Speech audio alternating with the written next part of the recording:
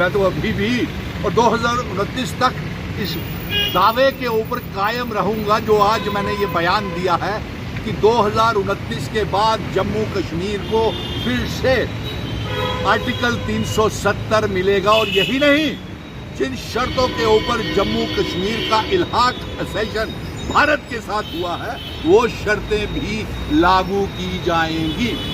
और इसके साथ साथ मैं ये दावे के साथ कह सकता हूं कि ये बयान सुन के भारतीय जनता पार्टी की नींदें जरूर उड़ेगी और उन लोगों को भी हैरानगी होगी जिन लोगों ने 5 अगस्त 2019 को रियासत को यूनियन टेरिटरी बनाने के ऊपर और आर्टिकल 370 के तोड़ने के ऊपर, एब्रोगेशन के ऊपर ढोल बजाए थे, लड्डू और मिठाइयां बांटी थी, वो भी उनका सर भी शर्मसार हो जाएगा कि 2029 में आर्टिकल 370 कैसे वापस आएगा।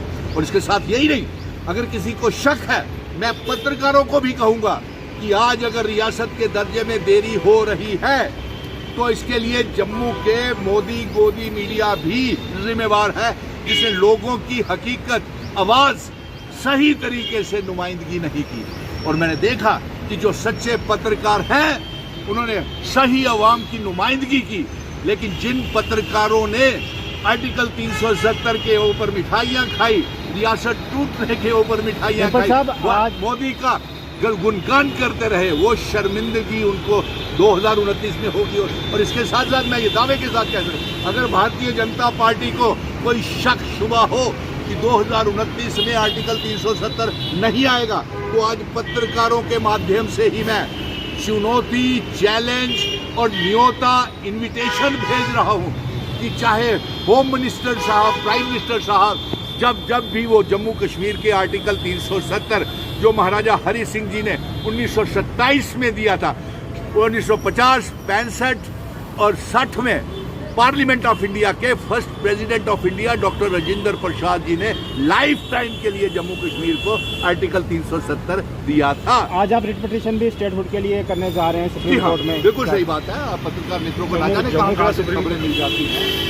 इसका जल्द ही हम रिट पिटीशन दिल्ली में दायर करने जा रहे हैं और काबिल तरीन वकीलों के साथ हमारा राब्ता है, और ताकि जो इन्होंने हमारी पहली रिट पिटीशन जो 11 दिसंबर 2023 में जो फैसला आया था, जो 30 सितंबर से पहले चुनाव करवाने का और उसके बाद रियासत का दर्जा जल्द वापस देने का जो सुप्रीम कोर्ट से फैसला आया था, Bharatiya Janata party, prime minister साहब, होम मिनिस्टर साहब, आप क्यों वादा खिलाफी कर रहे हैं? आपने खुद भी तो पार्लियामेंट में कहा था कि जल्द रियासत का दर्जा वापस किया जाएगा, और सुप्रीम कोर्ट ने भी आपको हिदायत देने के बावजूद तानाशाही इतनी बढ़ गई कि आप रियासत का दर्जा वापस नहीं कर रहे हैं। और आज हमें फिर से रिट पिटीशन दायर करने के लिए आज ही मैं दिल्ली जा रहा हूँ। सुप्रीम कोर्ट के वकीलों के साथ हमारी मुलाकात होगी।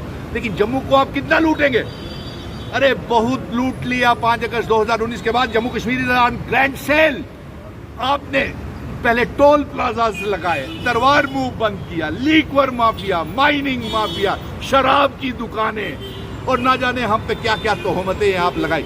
आज एक सबसे बड़ी मुश्किल की बात यह है, देखिए जम्मू कश्मीर की आवाम अपनी मांगों को लेकर के 13 जुलाई की, 5 दिसंबर की, और एक मांग जम्मू का डोगरा भी कर रहा है, जब डोगरा बेटा रियासत के दर्जे की वापसी के साथ साथ कि इंस्ट्रूमेंट ऑफ असेशन की शर्तें लागू की जाएं जो महाराजा हरि सिंह जी ने दी थी। दूसरा, महाराजा हरि सिंह जी 26 अप्रैल डेथ एनिवर्सरी की छुट्टी की भी हम मांग कर रहे हैं। पत्रकार मित्र मुझसे ये पूछ रहे थे कि जो 13 जुलाई और जो घमासान मचा हुआ है 5 दिसंबर के, जिसको उमर अब्दुल्ला साहब ने लिखा है लेफ्टिनेंट गवर्नर को, उसको लेकर के मुझे क्या कहना है? तो देखिए, मैं ये कहूँगा कि जम्मू कश्मीर में कश्मीर और जम्मू 2 रीजन है, और जम्मू रीजन में 2 खिते और हैं, चिनाब वैली और पीर पंजाल।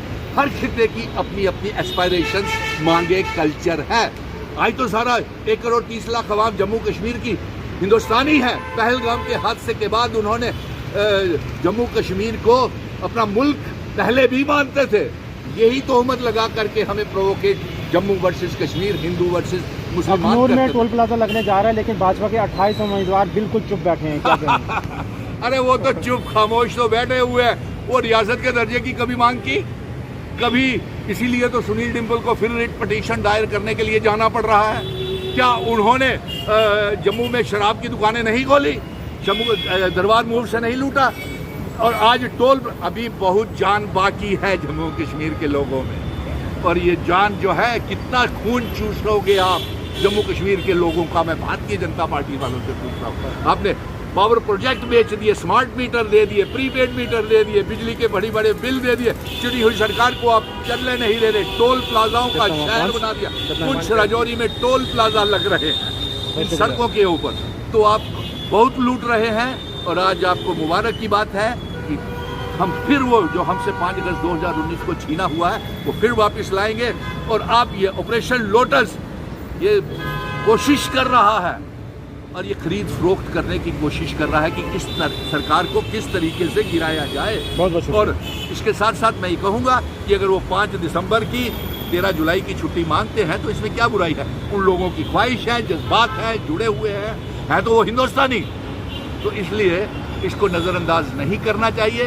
मुबारक की बात यह है कि अगर किसी को शक हो, जब बीजेपी के नेताओं को किसी को शक हो कि 2029 में आर्टिकल 370 कैसे वापस आएगा, तो इसके लिए मैं उनको इनवाइट करता हूं डिबेट के लिए। जगह, समय, तारीख, ये बीजेपी के नेता, MLAs, member parliament Jitendra Singh, Jugal Kishore, Tarun Chugh, और या PMO ऑफिस से भी कोई आ सकता है, home ministry of home affair से भी इसके ऊपर डिबेट कर सकता है कि आर्टिकल 370 2029 में कैसा आएगा। अब पत्रकार मुझसे पूछ रहे थे आपने कैसे कहा, तो मैं ये बता दूं, ये मेरे ऑफिस में आ जाना, हम एक सोची समझी रणनीति के तहत इसके ऊपर काम कर रहे हैं।